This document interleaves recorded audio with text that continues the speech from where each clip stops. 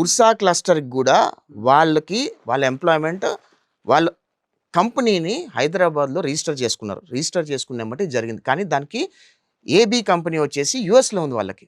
So దాన్ని చూసి పెట్టుబడులు ఇచ్చారు.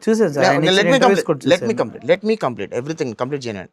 సో అది బయటకు వచ్చిన తర్వాత, ఉర్సా క్లస్టర్ బయటకు వచ్చిన తర్వాత డైరెక్ట్గా ఆ ఇన్వెస్టర్స్ని పిలిచి మీరు ఏదైతే కమిట్ అయ్యారో ఆ కమిట్మెంట్కి మీరు హానర్ చేస్తున్నారా, దాని ఇన్వెస్ట్మెంట్కి మీరు ఇంత ఎంప్లాయ్మెంట్ జనరేట్ చేస్తున్నారని మాట్లాడటం జరిగింది.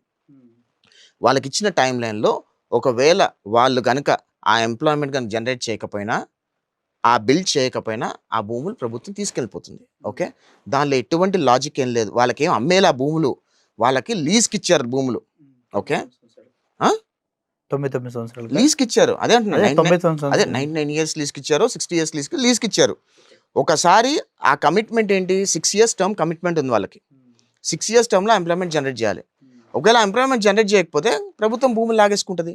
ఎంప్లాయ్మెంట్ జనరేట్ చేశారనుకోండి, ఆ ఎంప్లాయ్మెంట్ ఇస్తున్నారనుకోండి, స్టేట్కి ట్యాక్స్లు కూడా వస్తాయి. దాని తర్వాత 99 years లీజ్కి వాళ్ళు పనిచేస్తారు.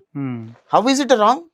ఒకవేళ వాళ్ళు కట్టకపోతే వెనక్కి తీసుకుంటారు భూములని క్లాజ్లో ఉన్నప్పుడు, ఆ క్లాజ్ చూపించకుండా ఒకవేళ వీళ్ళు 6 yearsలో కనుక ఇన్వెస్ట్మెంట్ కనుక ల్యాండ్ చేయకపోతే, గ్రౌండ్ చేయకపోతే కనుక ప్రభుత్వం భూములు వెనక్కి తీసుకుంటుందని అగ్రిమెంట్లో ఉన్నది చూపించకుండా ఎంతసేపు 99 సంవత్సరాలు లీజ్కి ఇచ్చారు, 99 సంవత్సరాలు లీజ్కి ఇచ్చారు, ఊరు పేరు లేని కంపెనీ లీజ్కి ఇచ్చారని భలే చెప్తారు. కానీ గవర్నమెంట్ అఫిడవిట్లో చాలా క్లియర్గా వాళ్ళు ఇచ్చిన కమిట్మెంట్ కనుక వాళ్ళు హానర్ చేయకపోతే, ఆ కంపెనీ గ్రౌండ్ చేయకపోతే, ఆ కంపెనీ ఇచ్చిన ఎంప్లాయ్మెంట్ కనుక జనరేట్ చేయకపోతే కంపెనీ ఆ భూములు గవర్నమెంట్ ఆ భూములు వెనక్కి తీసుకుంటుంది అనే వర్డ్ ఆ క్లాజ్ ఉన్నప్పుడు అఫ్ కోర్స్ ఉంది అఫిడవిట్ లో. మేము అన్ని చూపించాం కూడా.